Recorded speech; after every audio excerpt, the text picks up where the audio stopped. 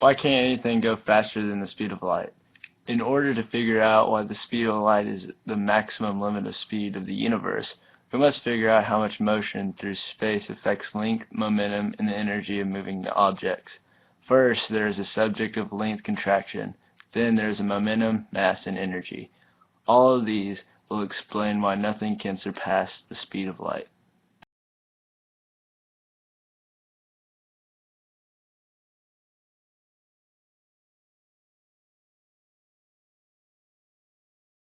Einstein did.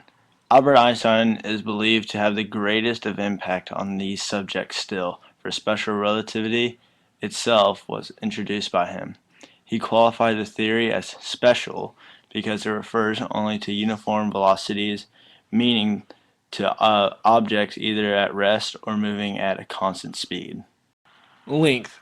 We realize that time is relative, but we may not know that length is also relative. It all depends on at what speed the object is moving, and get this, as the objects get faster and faster, the object actually contracts in length. Basically, as the object's speed gets closer to the speed of sound, the shorter the length appears. So if there is an object at rest that is measured to be 200 meters long, the same object will be measured less than 200 meters long and moving at relativistic speeds. An observer at rest, relative to the moving object, would observe the moving object to be shorter in length when traveling closer and closer to the speed of sound. Ladies and gentlemen, this is a formula for the length in relativity. It's a pretty easy formula, as you can see. Alright, thanks. This is an example of length because when I'm folding the paper, it's an example of the rocket ship going faster and faster towards the speed of light to where it gets to 99.9% of the speed of light. You can barely see it in length, but you can see the full thing in width. Here's some things about momentum. Momentum is like when one pushes an object. If we push a freely moving object, then it will accelerate. And if it pushes steady, then it will go faster and faster. And if there is a greater force pushing on the object, then we expect the speed of the object to increase. Well, the fact is that there is no possible way to create such a force to even reach a speed of light. Newton's second law has to do with momentum, and it involves Newton's formula, P equals Fv. But to Newton's, this meant infinite momentum, which cannot be so in relativity.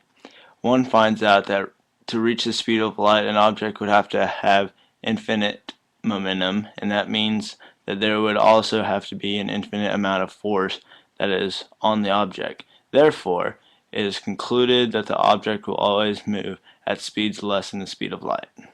Here's some more stuff on momentum. Momentum is like kinetic energy in the aspect that they both grow rapidly as the speed inclines. There's a formula that illustrates this action. Pretty easy, huh? Though it can progressively get closer to the speed of light, it will never surpass it. G. The more remarkable part of Albert Einstein's special theory of relativity is his conclusion that mass is merely a type of energy and is called the law of conservation of mass and energy.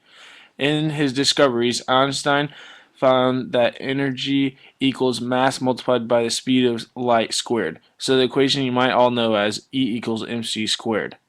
Mass that turns into forms of energy is just a tiny percentage of what the total mass is out of our century range. More things on energy.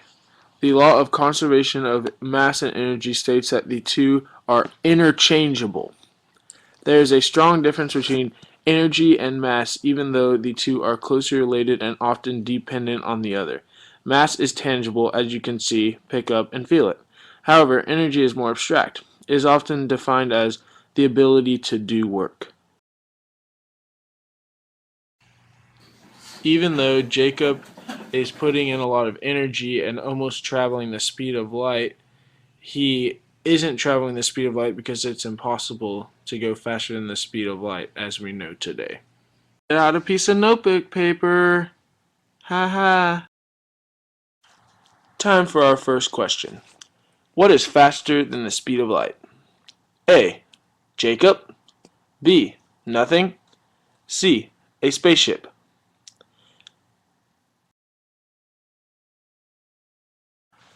Question number 2. Who introduced special relativity? A. Albert Einstein. B. Dr. Gribb. C. A smart person.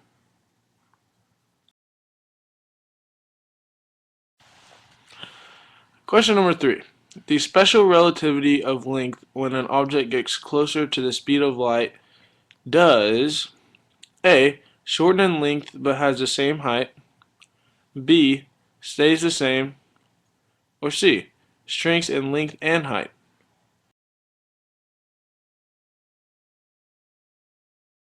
Question number 4. If the momentum of an object keeps increasing, it will A. Pass the speed of light. B. Never reach the speed of light. C. Go 100 miles per hour. So, Cal, what do you think Dr. Gribble thinks this is? Well, obviously he thinks. Question number 5. The law of conservation of mass and energy states that the two are A. Interchangeable. B. The same. C. Not related. Ooh, this one's a toughie. I said it in our PowerPoint earlier, so it's number 6. This is a bonus question, actually. Who is my favorite teacher? A. Dr. Gribb.